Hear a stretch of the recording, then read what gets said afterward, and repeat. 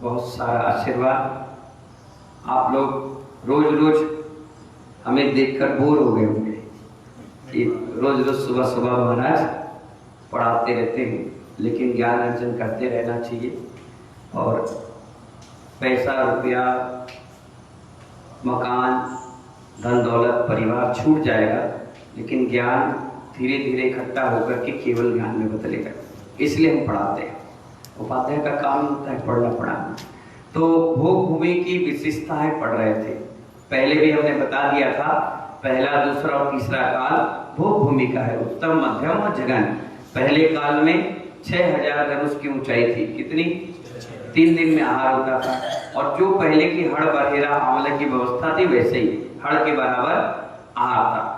मध्यम में बहेड़ा का आहार है, 4000 धनुष है और 2 दिन में आहार है। और जघन में 2000 धनुष है और 1 दिन में आहार है। इस प्रकार से इसकी व्यवस्था थी। इसके अतिरिक्त 2.5 दिन के बाहर सबसे अंतिम स्वयंभू रमण द्वीप है। क्या नाम है इसका? स्वयंभू रमण द्वीप। इसमें नागेंद्र पर्वत है। कौन सा पर्वत है? उस द्वीपों में जगन भोग भूमि है। उसमें कौन सी भूमि है? जगन भोग भूमि। वही संगी पंचेंद्रीय तेज भी रहते हैं। संगी का मतलब जैसे तोता, में मन है उनका। कई सांप भी होते हैं संगी, है ना। कुछ जानवर भी हैं ऐसे जो संगी है, जिनका मन है ना, समझते हैं, बोल भी लेते हैं, इशारों से काम भी कर लेते हैं। और कुछ का मन नहीं होता, तो वो इसे भोग भूमि प्रतिभाग भी कहते हैं। क्या कहते हैं? भोग भूमि प्रतिभाग। कौन सा समुद्र है ये? स्वयंभू रमण द्वीप। अंतिम द्वीप, पहला द्वीप जम्बू द्वीप और सबसे अंतिम स्वयंभू रमण द्वीप, है ना। नागिन पर्वत पर परवर्ती स्वयंभू रमण द्वीप के शेष भाग और स्वयंभू रमण समुद्र के कर्म भूमि है।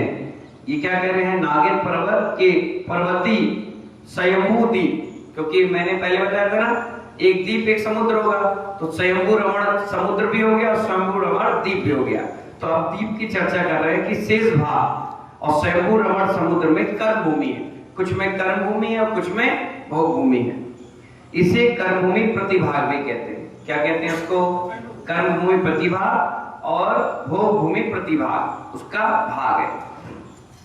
अब भोग भूमि की विशेषता है, समझिए। किसकी? भोग भूमि की।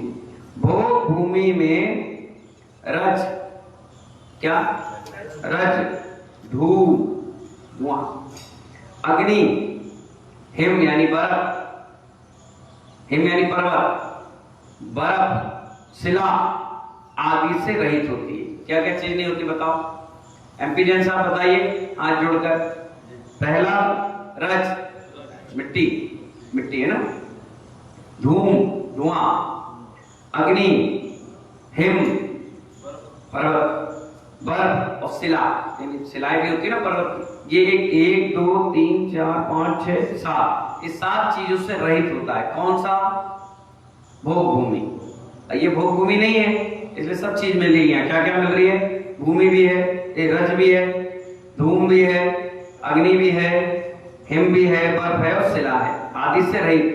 वहीं विकलत्रय, असंगी, जलचर, नपुंसक और लब्धि पर्याप्तक जीव नहीं होते। क्या नहीं होते? कौन कौन नहीं होते? असंगी, जिनका मन नहीं है वो भी भोग भूमि में नहीं होते। जिनका मन है वही होंगे।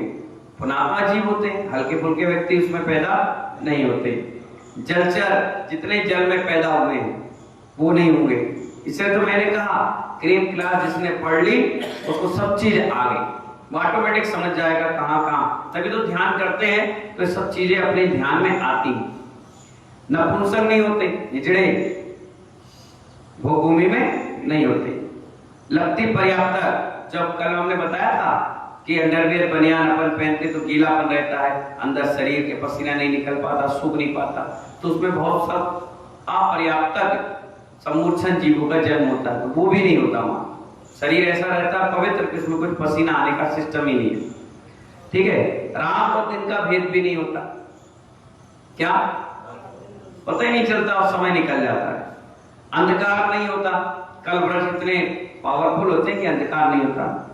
शीत और गर्मी की बाधाएं भी वहां नहीं होती, एक जैसा मौसम होता है। रोग और उपद्रव नहीं होते, बीमारियां नहीं होती, और उपद्रव जैसे आंदोलन चल रहे हैं, लड़ाइयां चल रही हैं, ये भी नहीं होती। प्राकृतिक आपदाएं नहीं आती, जैसे अभी 15-20 दिन पानी नहीं गिरा, सारे व्यापारी किसान से ज्यादा व्यापारी, क्योंकि किसान को उतना पैसा नहीं लगा जितना व्यापारियों का लगा। सब रात दिन चिंता में थे, भगवान से विनती कर रहे हैं, हमसे विनती कर रहे हैं, मंत्र फेर रहे हैं, दुनिया भर में माथा टेक रहे हैं कि पानी गिर जाए। तो प्राकृतिक आपदाएं हैं, वैसी प्राकृतिक आपदाएं भोग भूमि में नहीं आती। भोग भूमि के जीव अपनी समस्त आवश्यकताओं की पूर्ति 10 प्रकार के कल्पवृक्षों से पड़ते हैं, इन्हें पहले बता दिया है। वहीं परिवार कुटुंब जैसी कोई संस्था नहीं होती, और युगल जन्म होते हैं, युगल बच्चे हुए, वो एक्सपायर हुए, छींक जमाई से ये अपना जीवन चालू कर ली, 49 दिन में बच्चे बड़े भी हो जाते हैं। नर नारी युगल जन्म लेते हैं और युगल संतान को जन्म देकर एक्सपायर हो जाते हैं। वही कुल जाति स्वामी सेवक कोई भेद नहीं होता।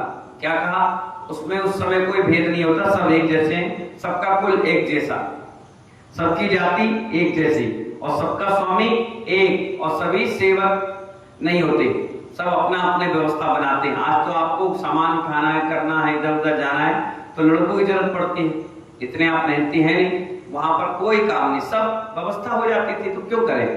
ठीक है ना। ये भोग भूमि के जीव मंद कसाई होते थे, उनके अंदर कसाई भाव, जैसे 4 प्रकार की कसाई होती है, एक स्वजनल, एक प्रत्याखान, एक अप्रत्याखान, एक अनंतानुबंधी। ठीक है ना। एक स्वजनन का मतलब पानी पे हाथ फेरो, रेखा बन गई, इतनी कसाई। एक प्रत्याखान 15 दिन 24 घंटे, है ना। अप्रत्याखान 2-4 महीने और खींच लो, और अनंतानुबंधी 6 महीने से ज्यादा। तो जो 6 महीने से ज्यादा वो सीधे नरक ले जाती है। और स्वजनन कसाई हम लोग को भी होती है, थोड़े से घूम के भिक्षांत हुए, पानी के बुलबुलों की तरह, पानी में रेखा खींची, कितने देर रहेगी? 5-10 सेकंड बाद भूल जाओ। तो ये कसाई नहीं होते, मंद कसाई होते हैं, उनमें परस्पर बैर विरोध नहीं होता। अब भाई आज बैर विरोध क्यों है? इसलिए है कि आप हमसे आगे क्यों निकल गए, आपके पास ज्यादा क्यों आ गया, आपके पास पैसा आ गया, आप हमसे ज्यादा अच्छा बोल लेते हो, आप अच्छा सम्मान मिलता, आपके यश के। वहां तो बता दिया सब एक जैसे, जो चाहिए सब मिल जा रहा है। तुम्हें जमीन चाहिए जमीन मिलेगी, मकान बोलो मकान, कपड़े बोलो कपड़े, सोना चांदी है, इन्हें कोई चोरी चकारी लड़ाई झगड़ा वाला काम ही नहीं। आज भी भारत में कई ऐसे देश हैं जहां पर कहा जाता है गाड़ी खुली छोड़ के आ जाओ, आप कोई व्यक्ति छू नहीं सकता, ईमानदार लोग हैं। आप मकान खुले छोड़ दो, कोई चोरियां नहीं होती, इतने ईमानदार लोग हैं। ये भोग भूमि के जीवों के लक्षण है। ठीक है ना। उनमें व्यसन नहीं होता, तंबाकू बीड़ी सिगरेट शराब, कल्पवृक्ष तो देगा ही नहीं, तो पिएंगे कहां से? ठीक है ना। बुराइयों से भी रहित होते हैं। आज अपन लड़ाई झगड़ा चुनाव के चक्कर में बुराई भराई कर लेते हैं, वो कोई बात नहीं होती वहां पर। ठीक है। वहां चोर शत्रु आदि की बाधाएं नहीं होती। मैंने बताया ना, कोई है जिसको जितना चाहिए, अब आपके नौकर को आप 10,000 रुपए महीना दे रहे हो, वो क्यों चोरी करेगा? जब 6,000 दोगे तभी तो चोरी करेगा। आवश्यकता ज्यादा होगी, वहां है नहीं। भोग भूमि सिंह आदि तिरंज भी शाकाहारी होते हैं। क्या होते हैं? हाँ, वो मांसाहार नहीं खाते, वो टोटल कल्पवृक्ष उनको मिल जाते हैं, उन्हीं से जो मिलता है वही खाते हैं। जैसे बच्चा है, छोटा है 1.5-2 साल का, तो जो माँ खिलाती है वही तो खाता है। अपने मुंह से कहीं खाएगा, माँ डांट देगी तो तुरंत डर जाएगा, नहीं खाएगा। इसी प्रकार वहां व्यवस्था होती है। वे अपनी अपनी योग्यता के अनुसार मांसाहार के बिना कल्पवृक्षों का भोग करते हैं। कल्पवृक्ष से जो भी सामग्री मिलती है वो अपनी आवश्यकता के हिसाब से ले लेते हैं। भोग भूमि के सभी स्त्री पुरुष व्रज वृषभ नारा सैनन और चतुर्थ संस्थान वाले होते हैं। वे पृथक विक्रिया द्वारा अपने शरीर को अनेक रूप बनाने वाले में समर्थ होते हैं। भोग भूमि के जीवों में कोई निहार नहीं होता, वो आहार तो करते हैं लेकिन निहार नहीं होता। उनका सैनन कौन सा होता है? ब्रज वृषभ नारायण, जो भगवान का सैनन है वही सैनन होता है। और चारों तरफ से एंगल उनका बराबर होता है, जैसे भगवान का शरीर था, कहीं से भी देख लो बिल्कुल बराबर, सुंदर और अच्छे। ठीक है ना। भोग भूमि के जीव 6 माह की आयु शेष रहने पर आयु बंध के योग होते हैं। मतलब जैसे उनके 1 सागर की आयु है, कितने की? 1 सागर 2 सागर की आयु है समझो, एक उदाहरण समझो, है ना। तो 6 महीने पहले उनका आयु का बंध बंधेगा, उससे पहले नहीं बंधेगा। अपन लोग का क्या होता है, कभी भी बन सकता है, लेकिन उनका बनता नहीं है। अपनी आयु के 9 माह अवश्य रहने पर स्त्रियां गर्भवती होती हैं। मतलब जैसे उनकी आयु है आज 1 सागर की, अब इसमें 9 महीने पहले वो गर्भवती होंगी, उससे पहले गर्भवती वो होंगी। समझ गए कि नहीं समझे? कितने वो कुछ करें, कुछ नहीं होने वाला। 9 माह पूर्ण होने पर युगल संतान का प्रसव होगा। प्रसव के तत्काल पश्चात नर नारी क्रमशः छींक और जवाई आती है और वो एक्सपायर हो जाते हैं। उनका शरीर भी कपूर की भांति उड़ जाता है। वहां जलाने का काम नहीं, अग्नि है, लकड़ी कौन लाए, जलाए कौन?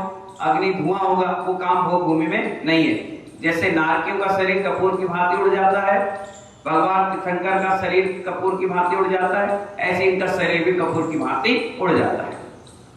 भोग भूमिया मित्र जैसे जीव मनुष्य और त्रियंत भवनत्रयी में उत्पन्न होते हैं। कौन से? जो मिथ्या दृष्टि जीव है भोग भूमि में, वो कहाँ जन्म लेते हैं? भुवनत्रय, भवनवासी देव बनते हैं। किसमें? हाँ। और सम्यक दृष्टि भोग भूमि नियम से सौदर, ईशान आदि स्वर्ग में जन्म। आदि में मतलब सौदर, ईशान, सनत कुमार, महेंद्र, ब्रह्ममुत्तल, नामक, कापित, शुक्र, महाशुक्र, आणक, चाणक, अच्युत, ये इंद्रों में जन्म लेते हैं, नियम से स्वर्ग जाते हैं। और भोग भूमि ज्यादा कौन है? तुम क्या सोच रहे हो? कैसी जन साहब दिन भर रो, भजन गांव पहुंच जाओ, तुम दिन भर मुदा मचाओ पहुंच जाओ, तुम एक आध मूर्ति दान कर ली तो पहुंच जाओ, तुमने एक कलश ले लिया तो पहुंच गए, तुमने हमारे हाथ पैर दबा दिए पहुंच गए, नहीं। जो रोज आहार मुनियों को देता है वही जाकर भोग भूमि पहुंचता है। यहाँ इतनी मेहनत से देता है, वहां बिना मेहनत के खाता है। यहाँ इतने मुनियों की सामायिक में सहायक बनता है, प्रतिक्रमण में और सेवा में सहायक बनता है, वही व्यक्ति भोग भूमि का जीव बनता है। क्या बनता है? हाँ। उत्तम भोग भूमि में उत्पन्न होने वाले बालक 3 दिनों तक सैया पर सोया रहता है। उसके बाद देखो, जो पहले काल में जन्म लेगा, कौन से काल में? उसका नाम क्या है? उत्तम भोग भूमि। वो 3 दिन तक तो सैया में रहेगा। जैसे उसका जन्म हुआ, बच्चे का जन्म हुआ, 3 दिन तक वो सैया में रहेगा, मतलब जहां उसको रहना है वहां रहेगा। 3 दिन के बाद सोया रहता है। उसके बाद 3 दिन के बाद अंगूठा चूसता है। क्या करता है वो? अभी बच्चे को 1 महीने लग जाता है अंगूठे पकड़ने में, थोड़ा हाथ पैर खोलने में, वो 3 दिन में कर लेता है, इतने ताकतवर होते हैं। तत्पश्चात बैठने, अस्थिर गमन, कला गुणों में प्राप्ति, तारुण, सम्यक ग्रहण करने की योग्यता प्राप्त करने में भी उन्हें 3-3 दिन लगते हैं। ये छोटी छोटी चीजें सब 3-3 दिन में हो जाती है। इस प्रकार 21 दिनों में वो सम्यक ग्रहण करने योग्य बन जाते हैं। आज के समय में सम्यक कितने साल में ग्रहण होता है? 8 साल अंतर मुहूर्त में, तभी तो 8 साल के बाद बच्चा आहार देता है, अभिषेक करता है। यहाँ पे आचार्य भगवान ने बता दिया कि 21 दिन में वो सम्यक को ग्रहण कर लेते हैं। 21 दिन में वो युवा हो जाते हैं और 49 दिन में तो बिल्कुल जवान, है ना। और अब मध्यम भोग भूमि के कैसे होते हैं? अब थोड़ा क्वालिटी यहाँ लो हो गया। भोग भूमि, मध्यम भोग भूमि के बालक उपयुक्त योग्यता प्राप्त करने में 5-5 दिन लगाते हैं। कितने दिन में? पहले के 3-3 दिन में, तो 21 दिन में बड़े हो गए। अब इसमें आ गए 5-5 दिन में, तो 5 सप्ताह 35 दिन। अब ये सारी चीज 35 दिन में हो जाएंगे। और जघन भोग भूमि के 7-7 दिन, तो 49 दिन में। हमने बताया ना, पहली भोग भूमि में जन्म लिए तो कितने दिन में? सारी चीजें 3 दिन में वो लेटा रहेगा, 3 दिन में वो अंगूठा चूसेगा, 3 दिन में वो अस्थिर गमन यानी अंगूठे के घुटने के बल चलेगा, फिर पैदल चलने लग जाएगा, फिर कला गुण, जैसे बच्चे कला आ जाता है ना, एक्शन करने लगते हैं, बोलने लगते हैं, हंसने लगते हैं, देखने लगते हैं, वो हो जाएगा। तारुण यानी मुँह छूट तो आती नहीं, वहां युवा हो जाएंगे 16 साल के। और फिर सम्यक गुण हो जाता है 21 दिन में। कितने दिन में? 21 दिन। और यहाँ 49 दिन में सम्यक ग्रहण हो जाता है। भोग भूमि में तीनों प्रकार का सम्यक दर्शन होता है। इनमें से एक 4 गुण स्थान वाले होते हैं, जिन्हें चौथा गुण स्थान होता है। भोग भूमि में आसक्त रहने के कारण उन्हें संयम और संयम नहीं होता, उनके अंदर संयम ही नहीं होता, क्योंकि उनको सब चीज मिल गई। अब काय के लिए पुण्य करे, काय के लिए भगवान को याद करे। जितने पैसे वाले होते हैं ज्यादा, वो धर्म कर्म कम करते हैं, मंदिर कम जाएंगे, साल में एक बार, 6 महीने में जब तुम उनको मुख तिथि बनाओ, इस प्रकार से। तो ये पर्याप्त अवस्था में उनके 3 शुभ लेस्या होती है। कितनी लेस्या? कृष्ण नील कापोत नहीं, पीत पद्म शुक्ल, 3 लेस्या होती है। मैंने बताया मंद कसाई होते हैं, लड़ाई झगड़ा झंझट नहीं, तो उनके अंदर लेस्या यानी पवित्र परिणाम रहते हैं। अपर्याप्त अवस्था में मिथ्या दृष्टि, साधारण गुणास्मृति जीवों में 3 अशुभ लेस्या, अशुभ लेस्या वाले भी होते हैं, जिनका भोग स्थान कम है, उनके अंदर अशुभ लेस्या भी। सम्यक दृष्टि जीव नियमता कापोत लेस्या का जघन अंश उनके अंदर होता है। बाकी कैसे लोग कहां कैसे उत्पत्ति करते हैं उसके बारे में भोग भूमि और कुछ कुभोग भूमि के बारे में बताएंगे। कुछ लोग इस अपने ही लोगों में गलत काम करते हैं, वो कुभोग भूमि होती है। कौन जाता है, कब जाता है, क्या उसकी स्थिति है, उसके बारे में कल बताएंगे। तो ये भोग भूमि का चैप्टर फिर समाप्त हो जाएगा, फिर मेरु का चैप्टर चालू हो जाएगा। ठीक है ना? जब तक के लिए जय बोले महावीर भगवान की।